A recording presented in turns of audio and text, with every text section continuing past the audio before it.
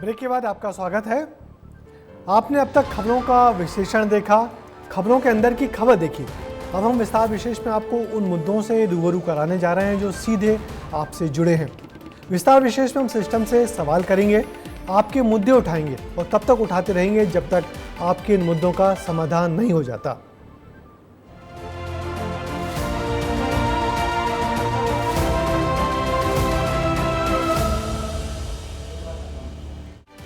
दुर्घटना के बाद अस्पताल पहुंचाने वाली एम्बुलेंस कई दफा मरीज को हमेशा के लिए बीमार भी कर देती है। ये सुनकर हैरान ना होइए, इसकी वजह वो एम्बुलेंस माफिया है जो अपना बिल बढ़ाने के लिए किसी घायल को दुर्घटना स्थल से इतनी दूर के अस्पताल ले जाता है कि कई दफा घायलों की जान पर बनाती है। जान बचाने के नाम पर जान को संकट में डालने के लिए एम्बुलेंस माफिया के इस फर्जीवाड़े को उजागर करती हमारे संवाददाता दुर्गेश साहू की ये रिपोर्ट देखिए। आपके हस्बैंड का एक्सीडेंट हो गया। जब मैं वहाँ पहुँची तो ये लोग मुझे मेडिकल में मिले थे। वहाँ मेडिकल में मिले, वहाँ जांच वगैरह हुई, पर हम लोग को वेंटिलेटर की ज़रूरत थी। वेंटिलेटर वहाँ मिल नहीं रहा था मेडिकल में, इसलिए हम लोग को एक एम्बुलेंस वाले बोलने लगा कि प्राइवेट में हॉस्पिटल में ले चलो, वहाँ तुम्हारा अच्छा इलाज होगा। परिवार अब जैसा चल रहा होता हमें जान रहा है, बहुत कठिनाई है। जबलपुर में एम्बुलेंस माफिया का राज चल रहा है। मरीज की जान का सौदा किया जाता है। प्राइवेट अस्पताल, दलाल और एम्बुलेंस चालक मिलकर मरीज की जान का सौदा करते हैं, कमीशन खोरी करते हैं। नतीजा, गरीब मरीज लुटता भी है और जान भी गंवाता है। तो इसी एम्बुलेंस माफिया का आज हम करेंगे पर्दाफाश, और इसके लिए हम पहुंचे हैं जबलपुर महाकौशल क्षेत्र के सबसे बड़े अस्पताल नेताजी सुभाष चंद्र मेडिकल अस्पताल में। इस तस्वीर के पीछे का दर्द शायद आप महसूस नहीं कर सकते। ये दर्द महसूस कर रहा है गोंड परिवार। परिवार के मुखिया बटन सिंह जिंदा लाश की तरह महीनों से कोमा में है। उनकी पत्नी केसरबाई अपने बीमार पति के इलाज के लिए दिन रात संघर्ष कर रही है। केसरबाई अपने पति को देखते हुए उस समय को कोसती है जब उन्होंने बातों में आकर प्राइवेट हॉस्पिटल जाने का फैसला किया। बटन सिंह इस समय कोमा में है।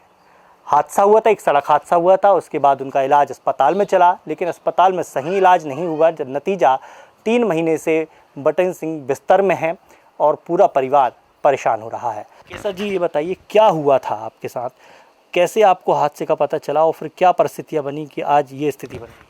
मैं अपने केंद्र में थी, मैं आंगनवाड़ी सहायिका हूँ। मैं केंद्र में थी, मुझे 1 बजे फ़ोन आया कि आपके हस्बैंड का एक्सीडेंट हो गया। जब मैं वहाँ पहुँची तो ये लोग मुझे मेडिकल में मिले थे। वहाँ मेडिकल में मिले, वहाँ जांच वगैरह हुई, पर हम लोग को वेंटिलेटर की ज़रूरत थी। वेंटिलेटर वहाँ मिल नहीं रहा था मेडिकल में, इसलिए हम लोग को एक एम्बुलेंस वाले बोलने लगा कि प्राइवेट में हॉस्पिटल में ले चलो, वहाँ तुम्हारा अच्छा इलाज होगा।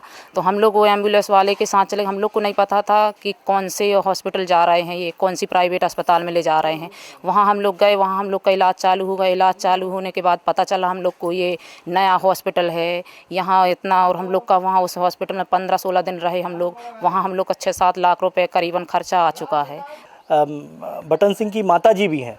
माता जी, क्या स्थिति बन गई है और कैसे, ये बहुत कठिन दिन होंगे आप लोगों के? कितनी परेशानी हो रही है? हमें बहुत ज़्यादा परेशानी है आई है कि बहुत ज़्यादा 3 महीना हो गया हम लड़का। कैसे चल रहा है परिवार? अब परिवार अब जैसा चल रहा होता हमें जान रहे हैं कि बहुत कठिनाई है। एम्बुलेंस माफिया चंद रुपयों के लालच में आकर मरीज की जान को ऐसे अस्पतालों के हवाले कर देते हैं जो उसे केवल लूटने का काम करते हैं। कमीशन के खेल का शिकार खासतौर पर ग्रामीण क्षेत्र से आने वाले मरीज हैं। सरकारी अस्पताल ले जाने की बजाय उन्हें ऐसे अस्पताल ले जाया जाता है जहाँ से उनका कमीशन बंधा रहता है। अच्छा, कमीशन की बात करते हैं हमेशा कि प्राइवेट अस्पतालों के साथ कमीशन रहता है, ऐसा कुछ चलता है क्या?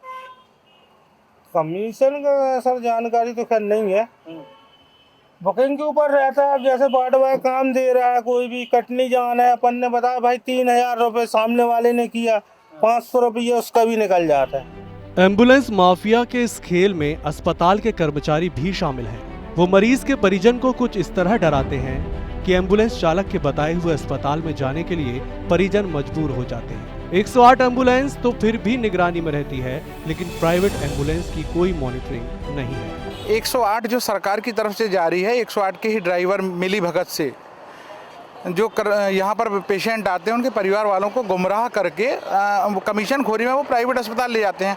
ये शासन प्रशासन की मिली भगत। अगर इस पर आज तक कोई एक्शन होता तो कुछ नहीं होता। हाँ, कुछ दिन पहले पूर्व में आए हुए थे, उन्होंने एम्बुलेंसों को बाहर की, मगर बाहर करना कोई एक हल नहीं है। यहाँ पर तो वास्तविक जो स्थिति है वो एम्बुलेंस चालक, अंदर के वार्ड बॉय, ये सब मिली भगत से पेशेंटों को बाहर ले जाते हैं और उनका 10-15-20 हज़ार रुपये का कमीशन चलता रहता है। एम्बुलेंस माफिया का पूरा खेल निजी अस्पतालों की कमीशन खोरी पर चलता है। लिहाजा इंडियन मेडिकल एसोसिएशन यानी IMA ने भी इस मुद्दे को गंभीरता से लिया है। IMA जबलपुर के अध्यक्ष डॉक्टर अभिजीत बिश्नोई का कहना है कि इस पर लगाम लगाने के लिए ठोस सिस्टम बनाना होगा, साथ ही निजी अस्पताल संचालकों को भी आगे आना होगा। कमीशन बेस्ड होता है तो कहीं ना कहीं अगर जिस तरह से एम्बुलेंस वाले बोलते हैं कि आपको जिसको शिकायत करनी है कर दो, तो ऐसे में ओवरऑल सिस्टम को भी हमें मजबूत करने के लिए जितने भी लीक होल्स हैं उन लीक होल्स को बंद करना बहुत ज़रूरी है और उस फुल प्रूफ सिस्टम के लिए ये सारी चीज़ें ज़रूरी हैं। अब सवाल ये उठता है कि ये पूरा खेल सरकारी सिस्टम की नाक के नीचे धड़ल्ले से चल रहा है, फिर भी इस पर लगाम क्यों नहीं लग पा रही है।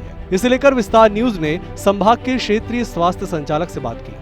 जहाँ तक इनकी शिकायतें हैं, जो भी शिकायत आती है एम्बुलेंस की, तो हम निश्चित रूप से ये प्रयास करते हैं, लेकिन शिकायत में एम्बुलेंस का क्रमांक या वाहन चालक का नाम आदि नहीं होता। सिर्फ ये लिखा होता है कि हमको इस अस्पताल से भेजा गया था, उन्होंने हमको उस अस्पताल में भर्ती करा दिया। तो आपके माध्यम से मैं लोगों से ये भी जानना चाहूँगा कि जिस भी एम्बुलेंस से आपका मरीज स्थानांतरित हो रहा है उसके ड्राइवर का नाम पूछें, उसका मोबाइल नंबर पूछें और उस गाड़ी का नंबर भी अपने पास रखें, जिससे यदि वो आपको वो गलत जगह जहां आप नहीं जाना चाहते थे वहां छोड़ता है तो कम से कम शासकीय रूप से उस पर कार्यवाही की जा सके। कमीशन के खेल में मरीज की जान जाती है तो जाए, एम्बुलेंस संचालक को अपना कमीशन चाहिए। पैसों के लालच में इन्हें किसी की भी जान की परवाह नहीं है। विस्तार न्यूज की ये कोशिश है कि इस गोरख धंधे के जिम्मेदारों पर कड़ी से कड़ी कार्रवाई होनी चाहिए। हमारी इस खबर को दिखाने का एकमात्र मकसद यही है कि जिम्मेदार अधिकारी, जिम्मेदार विभाग और जिम्मेदार डॉक्टर्स ठोस कदम उठाएं ऐसे लालची हॉस्पिटल्स और एम्बुलेंस चालकों के खिलाफ, जिनके लिए इंसान के जीवन की कोई कीमत नहीं है। कैमरामैन रविंद्र के साथ दुर्गेश कुमार, विस्तार न्यूज। मध्य प्रदेश के नीमच मंदसौर में होने वाली अफीम की खेती हमेशा से विवादों में रही है। अफीम उगाने वाले किसान और सरकार के बीच नापतोल और कीमत को लेकर लगातार तनातनी चलती रहती है, मगर अब तो ये काम जानलेवा भी होता जा रहा है। अफीम के फूलों से निकाल कर रखी गई अफीम की लूट भी होने लगी है, जिसमें पिछले दिनों एक बुजुर्ग महिला की मौत हो गई। कितनी मुश्किल होती है अफीम की खेती, देखिए हमारी एक खास रिपोर्ट।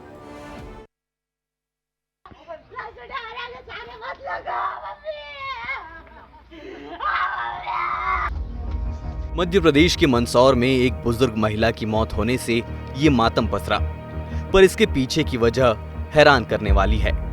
मालवा की माटी काला सोना यानी अफीम उगलती है और यही अफीम सूबे में कई लोगों की मौत का कारण बनती है। ब्रिटिश काल के समय से मंदसौर जिला अफीम उत्पादन का बड़ा केंद्र रहा है, लेकिन मंदसौर के किसानों के लिए अफीम की यह खेती करना अब इतना आसान नहीं है। मंदसौर की यही अफीम मंदसौर के किसानों के लिए जान की दुश्मन भी बन सकती हैं। आज इस स्टोरी में हम आपको दिखाएंगे कि आखिर किस तरीके से मंदसौर का किसान परेशानियों का सामना करते हुए अफीम की फसल को उगाता है और फिर नारकोटिक्स विभाग को सौंपता है। मध्य प्रदेश के मंदसौर की खास पहचान अफीम से है। हर साल सरकार किसानों को अफीम का पट्टा देती है। किसान मेहनत और दहशत के बीच अपनी फसल तैयार करता है, पर जब तक किसान अपनी फसल सरकार को सौंप नहीं देता वो चैन की नींद नहीं सो पाता। जब तक अफीम का कुंडा घर में रहते हैं तो घर में ना तो कोई मांगलिक कार्यक्रम कर सकते हैं, ना समाज में कहीं जा सकते हैं और बहुत सावधानी रखना पड़ती है। जहाँ तक अफीम खेत में रहती है वहाँ से लगा के जब तक घर में आती है, जहाँ तक हम किसान चैन की नींद नहीं सो सकते हैं। अफीम की खेती का दायरा कितना बड़ा है और इसकी तस्करी क्यों होती है, इसे ग्राफिक्स के जरिए समझिए। MP और राजस्थान के 80,000 किसानों के पास अफीम का पट्टा। अकेले मंदसौर जिले में किसानों के पास 29,000 पट्टे। अफीम की बुआई सितंबर में शुरू होकर मार्च तक चलती है। अफीम की फसल की खरीदी अप्रैल महीने में शुरू हो जाती है। किसान 10 आरी के पट्टे पर 7 किलो अफीम देता है, यानी 1 हेक्टेयर में 70 किलो अफीम देते हैं किसान। अफीम से 400 तरह की दवाई बनाई जाती है। अफीम से निकले डोडा चूरा के लिए कोई पॉलिसी नहीं है, इसलिए डोडा चूरा की तस्करी सबसे ज्यादा की जाती है। अब आपको पिपलिया मंडी के लसूड़िया में हुई बुजुर्ग महिला की हत्या के बारे में विस्तार से बताते हैं। आरोपी बुजुर्ग महिला से अफीम खरीदना चाहते थे। घटना वाली रात वो महिला से सौदा करने आए थे। जब बात नहीं बनी तो महिला की निर्मम हत्या कर दी। 70 साल की बुजुर्ग महिला को अफीम काटने वाले औजार से मौत के घाट उतार दिया। तफ्तीश के बाद पुलिस ने आरोपियों को गिरफ्तार किया और अफीम भी जब्त की। ऐसा जो घटनास्थल का जो मौका मुआयना था, प्लस जो आरोपियों की अरेस्टिंग हुई, उसके बाद जो इन्वेस्टिगेशन में तथ्य निकल के आए, उसमें ये था कि जो एक्स्ट्रा अफीम थी उसके बारे में ही ये परचेजिंग के लिए गए थे वहाँ पे, और वहाँ पे जो रेट है उसको लेके बात नहीं बनी और उसी में विवाद हुआ। तो इन आरोपियों में से एक ने, जो महिला है, उसको धारदार हथियार से गला रेतकर उसकी मौत के घाट उतार दिया, और जो बची जो अफीम थी वो पूरी अफीम को ही ये समेट कर ले गए वहाँ से। अफीम की लूट और निर्मम हत्या की घटना मंदसौर में पहली बार नहीं हुई। पहले भी कई बार ऐसी वारदात होती रही है, इसलिए किसान सरकार से सुरक्षा की मांग करते हैं। अभी हमारे गांव लक्ष्मण में एक बहुत ही दुखद घटना हुई है। एक वृद्ध महिला की जो है निर्मम हत्या करके लुटेरे जो है अफीम उठा के ले गए हैं। उसी गांव का मैं रहने वाला हूं। तो आप समझ सकते हैं कि मतलब किसान किस परिस्थितियों में अफीम की खेती करता है और किस तरह से उसको पैदा करता है, कितनी तकलीफें उठाता है। रात भर का जो है कुएं पर सोना पड़ता है। उसके साथ भी अपनी घटना होने की हमेशा संभावना बनी और बहुत से लोगों के साथ हुई भी है। इसलिए सरकार से अनुरोध करता हूँ मैं इस बात के लिए कि वो या तो प्रोटेक्शन दे। मेहनत और चिंता के बीच अफीम की खेती करने वाले किसान जब तक अफीम का तोल नहीं दे देते तब तक दिन रात अफीम की निगरानी करनी पड़ती है। इसके लिए किसान सरकार से मदद की गुहार लगाते हैं। सरकार ने जो नीतियां बना रखी है उसमें किसानों को कई प्रकार की समस्या उत्पन्न होती है। अफीम उगाने से लेकर अफीम जहाँ तक सरकार की निगरानी में नहीं जाती है तब तक किसानों को इतनी परेशानी रहती है कि हद से ज़्यादा। खेत पर जो अफीम खड़ी रहती है वहाँ पे उसको चौकीदारी करनी पड़ती है। वहाँ हर प्रकार की उसे समस्या रहती है, जैसे कि चोरों का रहता है। अफीम की खेती किसान के लिए साख का सवाल है, लेकिन ऐसी घटनाओं से अफीम की खेती किसानों के लिए मजबूरी बनती जा रही है।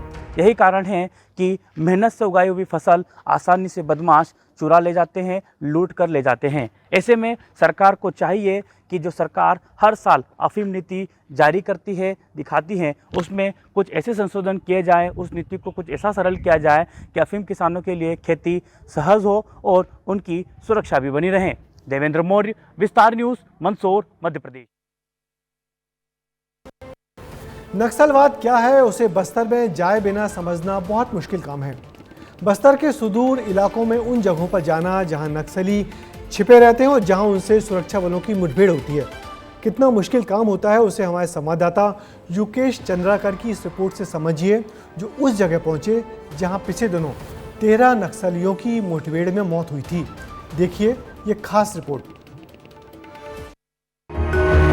बीजापुर के जिस इलाके से हमने आपको 19 साल बाद स्कूल खुलने की ग्राउंड रिपोर्ट दिखाई थी, रात को एक गोली चली थी जो इस कांच को तोड़ते हुए अंदर चले गई। उसी इलाके में 2 अप्रैल को अब तक की सबसे बड़ी मुठभेड़ हुई। 13 नक्सलियों को मौत के घाट उतारा गया।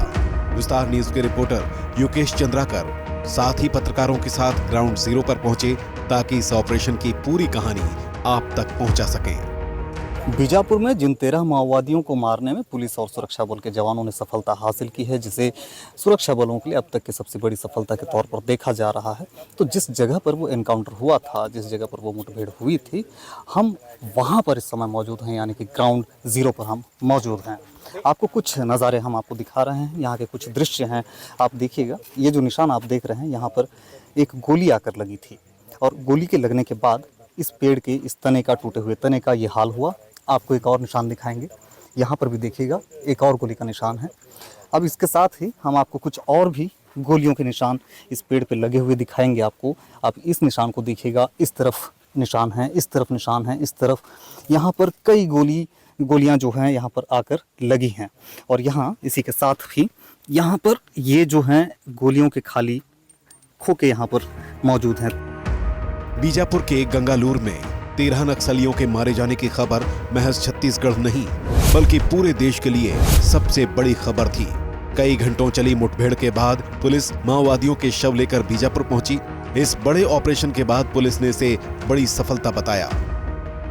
ये हम लोग को वेस्ट बस्तर डिवीजन में सूचना मिली थी नक्सलियों के होने की, जिसमें कंपनी 2 और वेस्ट बस्तर डिवीजन के और प्लाटून्स के रहने की संभावना मिली थी, जिस पर हमने हमारी टीम DRG, CRPF, कोबरा और STF की टीम ने ये ऑपरेशन लॉन्च किया था, जिस पर सिर्फ 3 दिन लगातार हमारा ऑफ चलता रहा और उसमें फिर हम लोग को सर्चिंग के दौरान 13 डेड बॉडीज़ और आप जैसे हथियार देख रहे हैं और नक्सलियों के काफ़ी सारे सामान ID के साथ में हम लोग को बरामद हुए। जब इन इलाकों में माओवादियों और सुरक्षा बलों की मुठभेड़ होती है तो ग्रामीण खुद को बचाने के लिए जंगलों, पहाड़ों की तरफ भाग जाते हैं। इस मुठभेड़ में भी खुद को बचाने की कोशिश करते एक ग्रामीण की मौत हो गई। उस दिन मैं सुबह 4 बजे पूरा गांव में पुलिस वाले घुसे, उसमें खबर पहुंचे पुलिस वाले हारे बोल के पूरा फायरिंग करते करते हारे थे।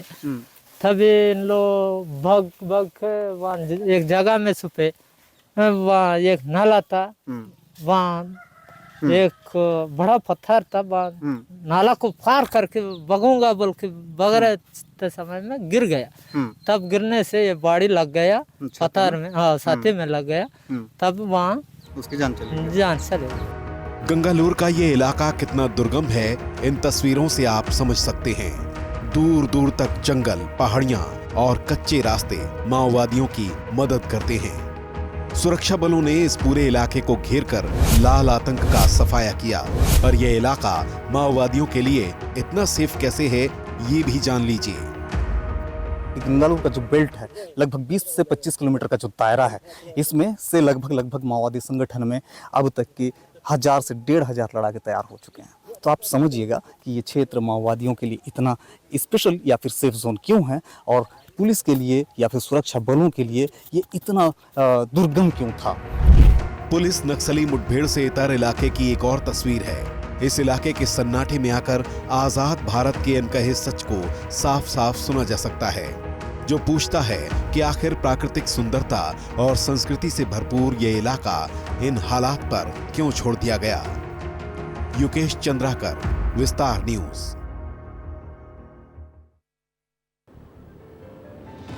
मध्य प्रदेश की राजधानी भोपाल में गरीब और निम्न वर्ग के लोगों को झुग्गी से मल्टी स्टोरी बिल्डिंग में शिफ्ट किया गया। लोगों को उम्मीद थी कि अच्छी सोसाइटी, साफ सुथरे घर और सड़क मिलेगी, लेकिन हुआ इसके ठीक उल्टा। इंदिरा आवास के रहवासी ये कहने को मजबूर हैं कि इससे बेहतर तो हम झुग्गी में ही थे। विस्तार विशेष में देखिए सरकारी सिस्टम की पोल खोलती ये खास रिपोर्ट।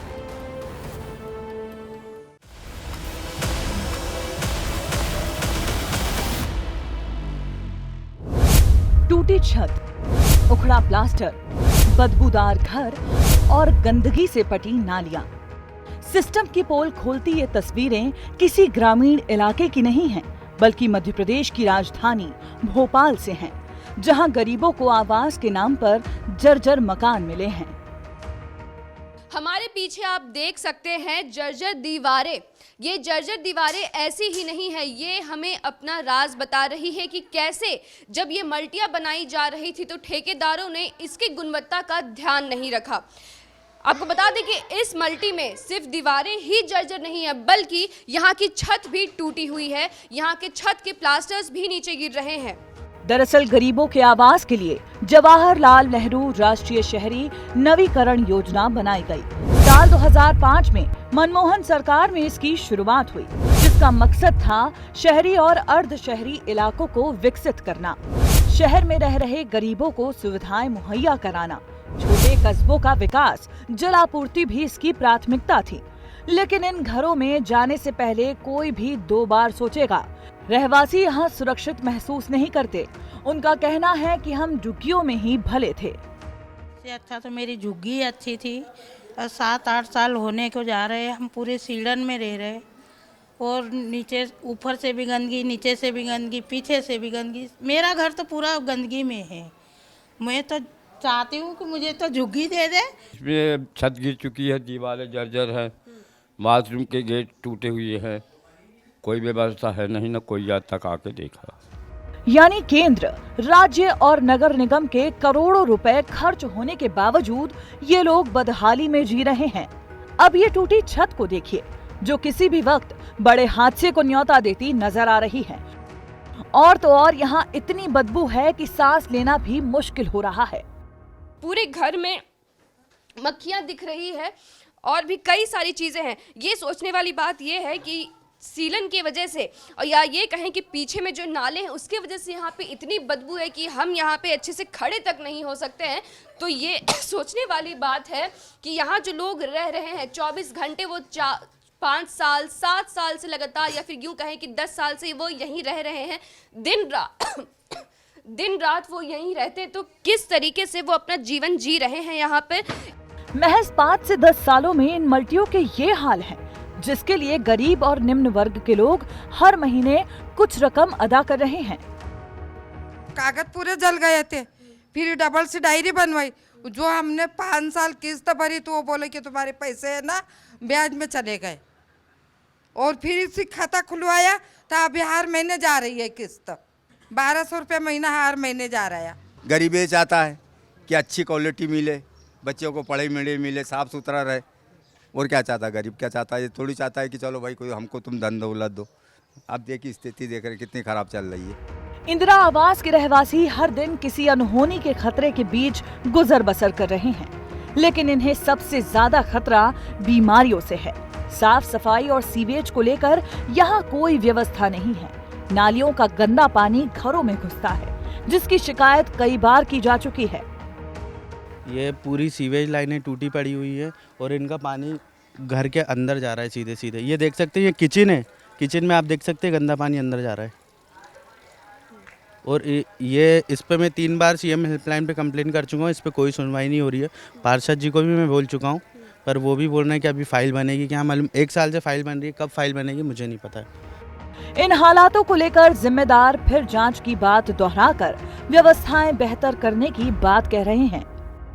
आप कह रही हैं कि 4 साल पहले 5 साल पहले से उसमें कुछ ऐसा टूट फूट होने लगी, तो अगर कोई ऐसा हम दिखवाते हैं कि अगर कोई शिकायत आई है या किस तरह का कोई बिंदु आया है तो उसमें दिखवाएंगे फिर कि किस वजह से ऐसा हुआ।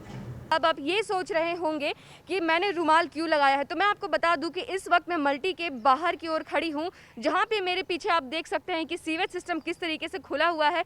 यहां पे इतनी बदबू है कि मैं बिना रुमाल लगाए यहां पे खड़ी नहीं रह सकती। ये बात है सिर्फ इंदिरा नगर की, लेकिन अगर हम बात करें कि शहर की दूसरी जगहों पे जहाँ पे ऐसी मल्टियाँ बनी हुई है, तो आपको बता दें कि इस जगह को देखकर ये पता लगाया जा सकता है कि शहर की दूसरी जगहों पे भी सरकार की ये योजना पहुंच के अपना दम तोड़ रही है। साथ ही साथ नगर निगम की जो सीवेज सिस्टम की जो व्यवस्था करवाने की जो सुविधा जो देनी थी सीवेज सिस्टम को लेकर, वो भी एक तरीके से कहीं ना कहीं ठप पड़ती हुई नजर आ रही है। कैमरामैन प्रतीक के साथ में श्रेया आनंद, विस्तार न्यूज़। तो हमने आपसे जुड़ी खबरें दिखाई, आपके मुद्दे दिखाए, और आगे भी हमारी कोशिश रहेगी कि विस्तार विशेष में आपके मुद्दों, आपकी खबरों को प्रमुखता से जगह मिले। अब मुझे दीजिए इजाज़त, कल इसी वक्त आपसे फिर मुलाकात होगी आपकी खबरों के साथ। नमस्कार।